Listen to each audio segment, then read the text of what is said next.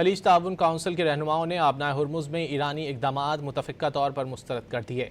اعلامیے میں خبردار کیا گیا ہے کہ عالمی تجارتی راستوں کی بندش یا بحری جہازوں سے محفوظ راستہ فراہم کرنے کے عوض فیس وصول کرنا ناقابل قبول ہے۔ سعودی عرب میں منعقدہ اس اہم اجلاس کی صدارت سعودی ولی عہد شہزادہ محمد بن سلمان نے کی۔ اجلاس میں قطر اور بحرین کے سربراہان، کویت کے ولی عہد اور متحدہ عرب امارات کے وزیر خارجہ نے شرکت کی۔ اجلاس کے بعد جاری ہونے والے اعلامیے کے مطابق مطالبہ کیا گیا کہ خطے میں سمندری سیکیورٹی اور جہاز رانی کی آزادی کو اسی سطح پر بحال کیا جائے جو جنگ سے پہلے موجود تھی۔ اعلامیے میں بحری جہازوں کے محفوظ گزرنے کے لیے کسی بھی قسم کی غیر قانونی فیس کی وصولی کو مسترد کیا گیا ہے۔ خلیج تعاون کونسل کے رہنماؤں نے آبنائے ہرمز میں ایرانی اقدامات متفقہ طور پر مسترد کر دیے۔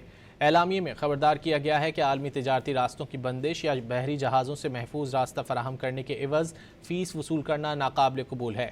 سعودی عرب میں منعقدہ اس اہم اجلاس کی صدارت سعودی ولی عہد شہزادہ محمد بن سلمان نے کی۔ اجلاس میں قطر اور بحرین کے سربراہان، کویت کے ولی عہد اور متحدہ عرب امارات کے وزیر خارجہ نے شرکت کی۔ اجلاس کے بعد جاری ہونے والے اعلامیے کے مطابق مطالبہ کیا گیا کہ خطے میں سمندری سیکیورٹی اور جہاز رانی کی آزادی کو اسی سطح پر بحال کیا جائے جو جنگ سے پہلے موجود تھی۔ اعلامیے میں بحری جہازوں کے محفوظ گزرنے کے لیے کسی بھی قسم کی غیر قانونی فیس کی وصولی کو مسترد کیا گیا ہے۔